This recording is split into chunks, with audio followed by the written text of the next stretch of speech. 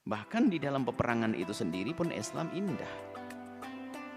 Islam mengadakan perang bukan karena di dalam Islam itu mengajarkan berperang untuk memulai, tidak. Peperangan yang ada di dalam Islam itu adalah untuk membela. Sebab kita manusia berakal dan punya sesuatu yang harus kita jaga, diri, keluarga. Binatang saja kalau dilawan, kalau disakiti membela dia.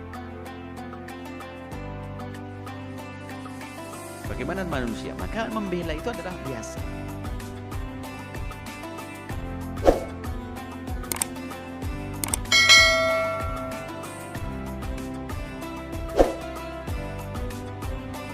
Kami dari hamba Allah dari Aceh. Assalamualaikum warahmatullahi wabarakatuh, Buya. Assalamualaikum warahmatullahi wabarakatuh. Saya hamba Allah dari Aceh, izin bertanya, Buya.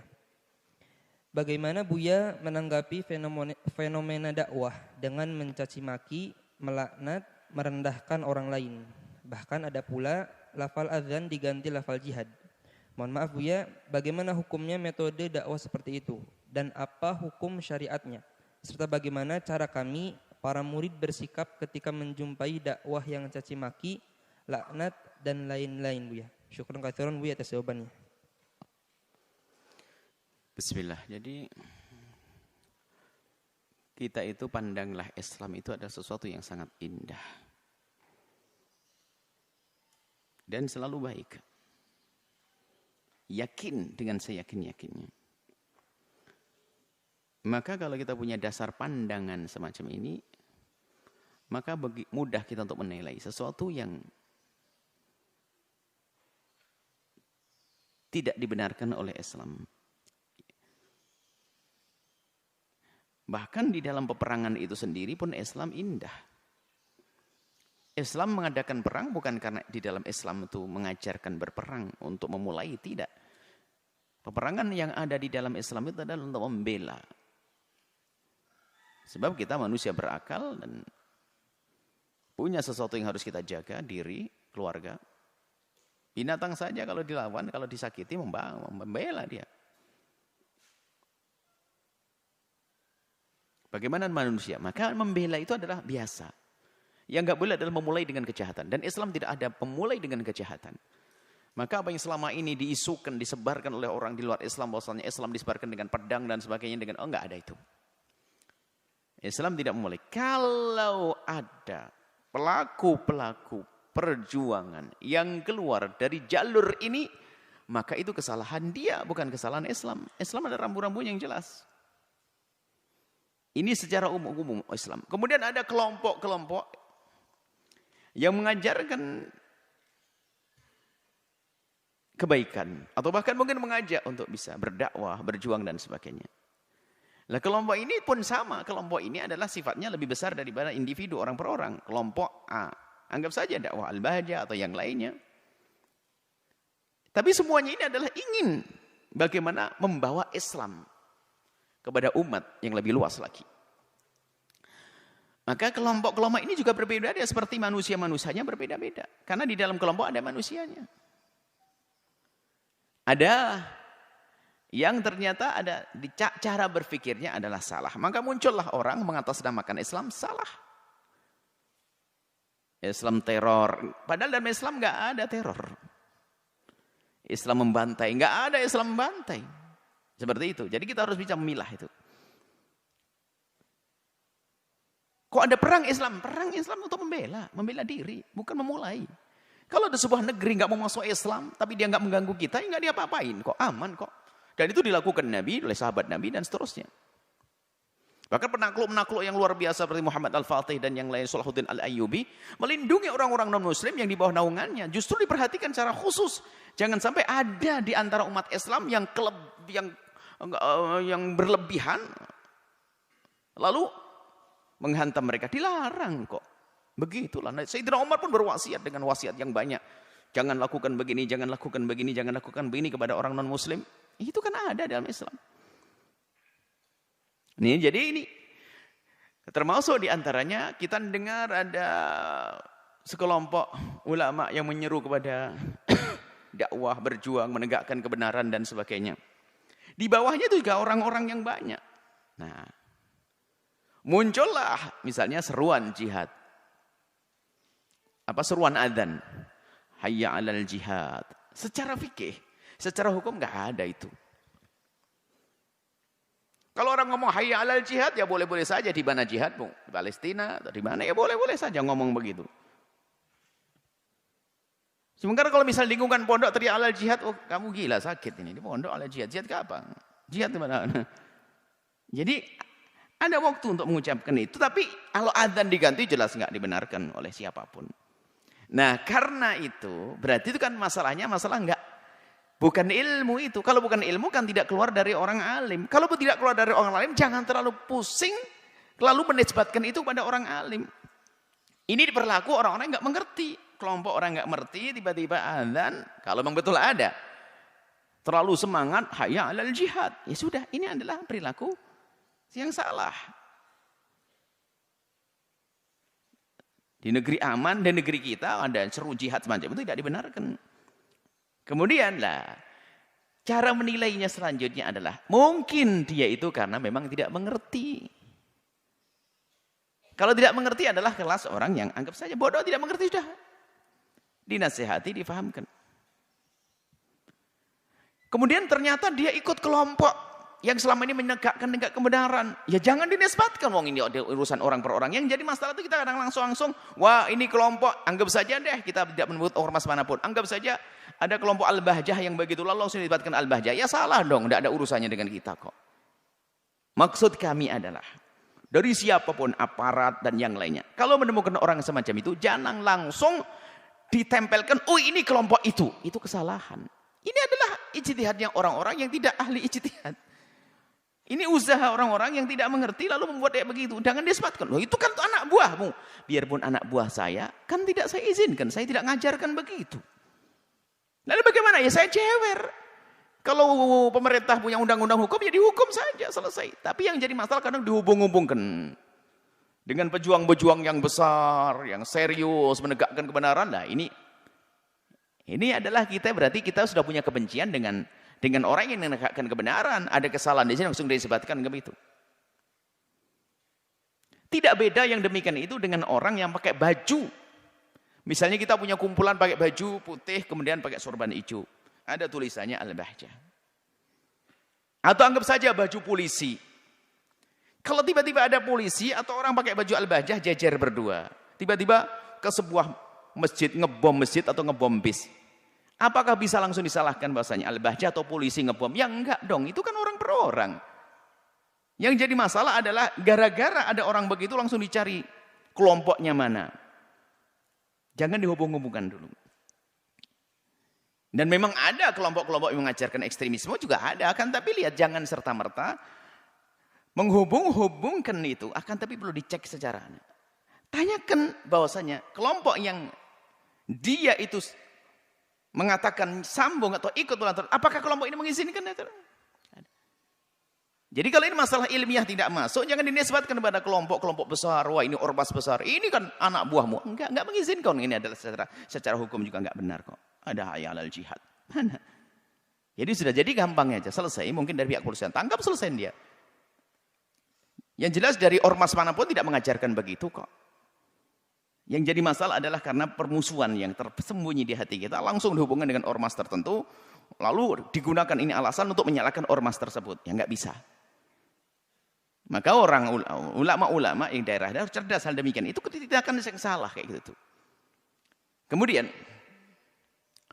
adanya caci maki dan sebagainya. Mencaci dan mengolok itu jika pada tempatnya orang yang harus diolok sebab dia tidak sadar dengan kekurangannya untuk dibenahi. Kalau orang paham dengan isyarat, ya dengan isyarat cukup. Akan tapi dengan isyarat nggak paham, dengan kalimat yang jelas. Dengan kalimat yang jelas nggak paham, akhirnya perlu. Kamu itu kok dungu amat. Nah, ini tidak mencaci karena sudah melalui prosedur. Tapi dari awal kau dungu-dungu, ya mencaci saya. Jadi tolong nih kalimat, semuanya kalimat yang dikatakan tadi kalimat caci maki, cerca merca itu di mana tempatnya? Kalau kita ceramah itu langsung wah caci maki ngolok. Wah nggak bener ceramah kok caci maki ngolok-ngolok. Ya nggak benar. Tapi kalau kalimat yang disebut sebagai caci maki itu di saat diarahkan ke tempat yang benar jadi benar. Misalnya ada orang dikasih petunjuk, dikasih kebaikan, dikasih pengarahan, nggak mau diingatkan, kamu ini kok susah banget. Apalagi dia pelanggarannya adalah pelanggaran diketahui oleh semua orang. Dia melakukan segala kejahatan, diingatkan. Kalau kita sampaikan, hai kaum muslimin, itu sudah saya ingatkan dengan baik-baik. Aku sudah datang kepada dengan baik-baik. Ini Masya Allah dasar dia keras kepala, dasar dia Nah ini bukan mencaci. Karena apa? Memang orangnya menuntut kita untuk ngomong begitu. Tapi kalau enggak ada apa-apa, tiba-tiba mencaci maki ya salah. Apalagi caci maki menjadi lekat dengan lesannya. Ini dai apa begitu, enggak sah. Cuman di saat kita mendengar orang, di saat orang itu mengucapkan kalimat caci dilihat dulu dong. Kapan waktu dia mengucapkannya? Kapan dia mengucapkannya? Dan kepada siapa dia? Inilah jadi maksud kami adalah jangan mudah percaya juga dengan potongan-potongan video mungkin yang dinisbatkan kepada para ulama, ternyata di situ ada caci maki. Biasanya omongan ini ada rentetannya. Apa sih rentetannya? Satu. Yang kedua, dan memang seharusnya sebagai seorang ustadz waspada di dalam berbicara ini, jangan sampai di dalam kita berucap itu nanti dianggap oleh orang sebagai caci maki lalu menyakitkan orang, tambah jauh daripada hidayah. Artinya harus pandai memilih. Kalau terpaksa kita harus mengucapkan kalimat caci, terkutuk, dan sebagainya, maka memang sudah tepat kita.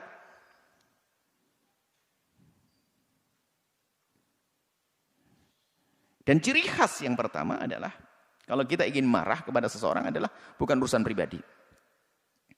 Adalah urusan agama. Itu ciri terpenting. Misalnya, kalau ada orang mencaci pribadi saya, bukan Nabi, kalau Nabi harus bela, jangan Nabi. Kalau pribadi saya, lalu saya, kok tidak tahan lalu mencaci, berarti saya ini mungkin ada unsur kesombongan. Tapi kalau agama diganggu, ya saya harus marah. Ini kadang-kadang kita ini giliran agama itu dinodai. Sebab menodai agama itu mencaci, tidak marah. Giliran organisasinya disentuh, wah bangkit. Dirinya marah. Lah ini nggak benar itu. Baik, intinya kita perlu berhati-hati dalam menilai. Kemudian kita juga harus berhati-hati dalam kita beraksi. Jadi aksi kita akan dinilai. Dan di saat kita menilai pun harus berhati-hati. Kalau kita dengan dua ini adalah selamat aman. Kita akan berbuat, kita pikirkan. Apakah sudah perlunya kita mengatakan kalimat kotor itu? Kalau sudah mendesak, iya. Tapi mendesaknya seperti apa aturannya? Apakah ada cara yang lain lagi? Bukankah kalau seandainya seumur hidup kita itu tidak mencaci Fir'aun pun nggak salah kok kita? Ya, jadi ini cuman di saat ada orang mengatakan kalimat seperti itu, dasar Fir'aun, iblis. Loh, ntar dulu dia ngomong apa sih? Bisa saja mungkin terjadi dialog panjang dia seperti iblis perilakunya, dasar iblis. Ya bisa jadi begitu. Jadi ayo kita biar lega lah hati kita itu, jangan dikit-dikit permusuhan aja. Ada hayya 'alal jihad, kelompok ini dimusuhi. Ada ribut kita ini.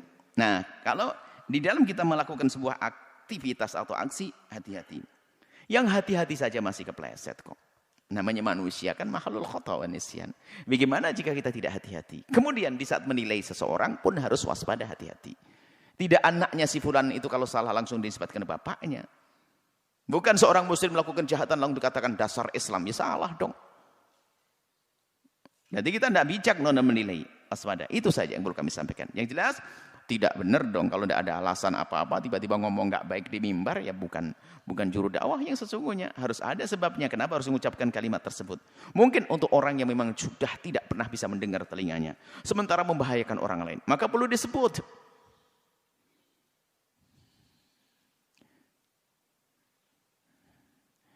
Nah, tapi ini kaidah. Kalau ada orang mencaci diri saya, mengolok diri saya sendiri, nggak ada perlunya saya membelanya. Iya itu saya. Tapi murid-murid bisa saja mereka, bahkan sebuah keharusan. Ibarat begitu. Kalau guru saya diolok mungkin dengan penuh kesabaran, kebijakannya, dia diam. Tapi saya sebagai murid nggak bisa terima dong. Tapi kok idahnya jika diri kita yang dicaci dan diolok, hendaknya jangan deh gampang terpancing emosi. Kalau Imam Ghazali kan mengatakan begini, Seandainya kamu dicaci dan diolok begitu. Seandainya saya dibilang apa? Tinggal kata Imam Ghazali, kamu dengar saja omongan orang tersebut. Benar enggak kamu seperti itu? Enggak, saya enggak kayak begitu. Kalau sudah enggak kayak begitu, ngapain kamu marah? Alhamdulillah, saya enggak kayak seperti yang diomongkan. Tapi, oh benar-benar, saya kayak gitu. Lah sudah, kalau memang kamu benar kayak begitu, kenapa kamu marah? Oh memang kamu kayak begitu kok.